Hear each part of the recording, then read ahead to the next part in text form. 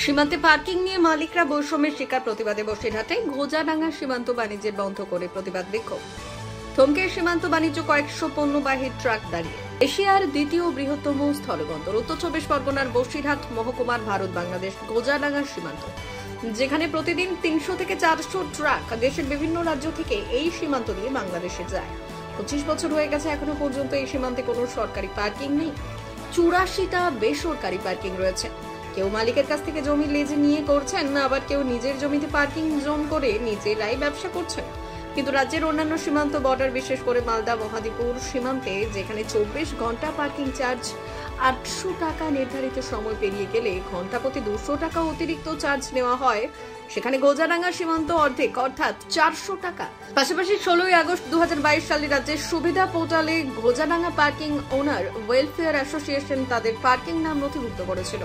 সেই সময় বলা হয়েছিল একটি পার্কিং চার্জ বাবদ টাকা জমা নেওয়া হচ্ছে, সেগুলো আবার নির্ধারিত পার্কিং মালিকের অ্যাকাউন্টে পৌঁছে যাবে। প্রায় ৩ বছর অতিক্রম হয়ে গেছে, আজও প্রায় ৪১ লক্ষ টাকা পার্কিং মালিকরা পাননি। সীমান্ত ২৯৫ বিঘার উপর মোট ৮৪টা বেসরকারি পার্কিং রয়েছে। এর সঙ্গে জড়িত মালিক কর্মচারী বলে আন্দোলনের পাশাপাশি পরোক্ষভাবে ৪,০০০ মানুষ এই জীবিকার মধ্যে জড়িত। দীর্ঘ ৩ বছর ধরে যেমন একদিকে তাদের সুবিধে পোর্টালে জমানো অর্থ পাচ্ছেন না, এর জন্য ইতিমধ্যেই রাজ্যের মুখ্যমন্ত্রী মমতা বন্দ্যোপাধ্যায়কে বিস্তারিত জানিয়েছেন। অন্যদিকে কেন্দ্রীয় স্বরাষ্ট্রমন্ত্রী অমিত শাহের দপ্তরে তারা বাই পোস্টে পুরো বিষয়টি জানিয়েছেন। তার দপ্তরে এছাড়া জেলাশাসক, মহকুমা শাসক সহ প্রশাসনিক কর্তাদের একাধিকবার জানিয়েও কোনো ফল হয়নি। প্রায় ২৫ বছর যাবৎ এই পার্কিং চলছে এবং এই পার্কিং পরিচালনা করার ক্ষেত্রে আমাদের association, Ghojadanga parking owners welfare association, আমরা দীর্ঘ ২৫ বছর পরিষেবা দিয়ে চলেছি। আমরা সরকারের কাছে বিভিন্নভাবে আমাদের পার্কিংগুলোতে যে সমস্ত সমস্যা সৃষ্টি হয়েছে তার জন্য আমরা আবেদন জানিয়েছি, কিন্তু প্রশাসনিকভাবে যে আলোচনা হয়েছে সে অলিখিত, তার কোনো লিখিত পরিচিতি নেই। কিন্তু আমরা যখনই যাচ্ছি যে আমাদের আলোচনার সিদ্ধান্ত যাওয়ার জন্যে, কিন্তু আমাদের কাছে কোনো কাগজপত্র নেই। আমরা যা একটু আগে শুনলেন, আমাদের ৪০০ টাকা দেওয়া আছে প্রতি গাড়ি প্রতি, সে কিন্তু আমাদের গাড়ি প্রতি অন্যান্য যে সমস্ত বর্ডার দিয়ে গাড়ি পাস হচ্ছে তারা পাশে কিন্তু ৮৪০ টাকা, ৮২০ টাকা। আমাদের প্রশ্ন হলো, আমাদের দীর্ঘদিন ধরে এই সোলারটা চালু হয়েছিল ১৬/৮/২০২২ টোটাল ১৬/৮/২০২২ থেকে আজ পর্যন্ত যে টাকা সরকারের কাছে আমরা পাবো তার সাধারণ মূল্য হয়েছিল ৪১ লক্ষ কয়েক হাজার টাকা। বারবার প্রশাসনকে আমাদের বলা হয়েছিল যে আপনাদের টাকা আপনাদের অ্যাকাউন্টে ঢুকে যাবে।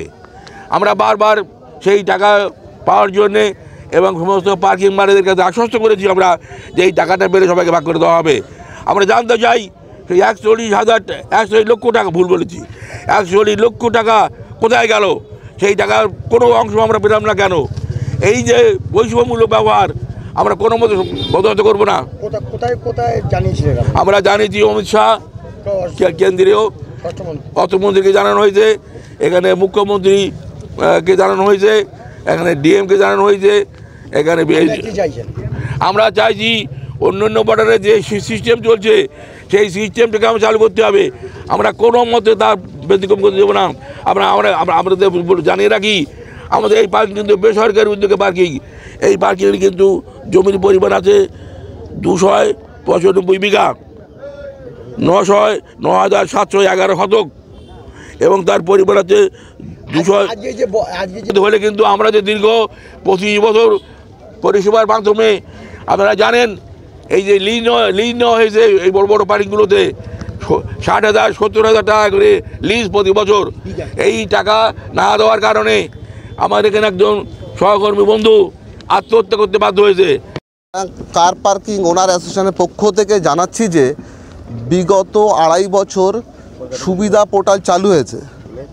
সেই সময় আমাদেরকে বলেছিলেন যে এখন আপনারা ২৪ ঘন্টায় ৪০০ টাকা করে পার্কিং নেবেন, আর সুবিধা পোর্টালের যে কালেকশানটা হয়, মানে আমাদের প্রতি স্লট যে গভর্নমেন্টকে ফিস জমা দিতে হয় তার থেকে একটা পার্ট আমাদেরকে আমাদের প্রত্যেক পার্কিংয়ের কারেন্ট অ্যাকাউন্ট করতে বলেছিলেন। সেই কারেন্ট অ্যাকাউন্টে আসবে বলেছিলেন। এখনও ২.৫ বছর হয়ে গেছে, প্রায় ৩০ মাস হয়ে গেছে, এখনও কোনো টাকা আমরা পাইনি। পার্কিং অ্যাসোসিয়েশন কোনো টাকাই পায়নি। এক্ষেত্রে আমাদের পাশে একটা মেদিনীপুর বর্ডার আছে, সেখানে সিস্টেম আছে ৪৮ ঘন্টা টাইমে পার্কিং চার্জ 820 টাকা। সে গাড়িটা 2 ঘন্টা থাকুক আর 48 ঘন্টা থাকে, প্রথম 820 টাকা পার্কিং পাবে। পরবর্তী 12 ঘন্টা অন্তর 200 টাকা করে পার্কিং চার্জ মেদিনীপুর বর্ডারে পায়। মেদিনীপুর বর্ডারেও সুবিধা পাস চালু আছে, যেহেতু মেদিনীপুর বর্ডারেও প্রাইভেট পার্কিং, গোয়াডাঙ্গা বর্ডারেও প্রাইভেট পার্কিং চালু আছে, সেক্ষেত্রে এই বৈষম্য, এক্ষেত্রে আমরা পার্কিংগুলোকে সঠিকভাবে মেনটেন্স করতে পারছি না, স্টাফদের স্যালারি দিতে পারছি না, ইলেকট্রিক বিল দিতে পারছি না, আমাদের সিসিটিভি ক্যামেরা পর্যন্ত লাগাতে পারছি না, যে সুবিধাগুলো সঠিকভাবে দিতেই পারছি না, যেহেতু স্টাফদের মাইনে দিতে পারছি না। কতগুলো পার্ক আমাদের এখানে পার্কিং আছে 84টা পার্কিং আছে। যুক্ত আছে এর সাথে যুক্ত আছে টোটাল জমি মালিক মিলে টোটাল প্রায় 800 লোক জড়িত আছে। 800 আর পরোক্ষভাবে আরও 4000 লোক জড়িত আছে। জমি মালিক আছে তো অনেক, জমি তো আমাদের ব্যক্তিগত না, আমরা সবাই লিজ নিয়েছি, জমির হারিয়ে দিতে পারছি না, জমি লিজ নিয়ে পার্কিং করা। এর সাথে ওতপ্রোতভাবে প্রায় 5000 লোক জড়িত। জমির মালিকদের আমরা সঠিক টাইমে জমির হারিয়ে দিতে কালেক্ট, মানে আমরা এই পার্কিং থেকে কোনো ইনকাম পাচ্ছি না। তো তাহলে কি সীমান্তেই হচ্ছে যে মেদিনীপুর বর্ডারে 820 টাকা পার্কিং পাচ্ছি, সেখানে আমরা 400 টাকা পার্কিং পাচ্ছি। আমাদের 24 ঘন্টা পার হওয়ার পরেও আমাদের কিন্তু 400 টাকাই পার্কিং দিচ্ছে, তার বেশি দিচ্ছে না। ব্যুরো রিপোর্ট, উত্তরের প্রহরী।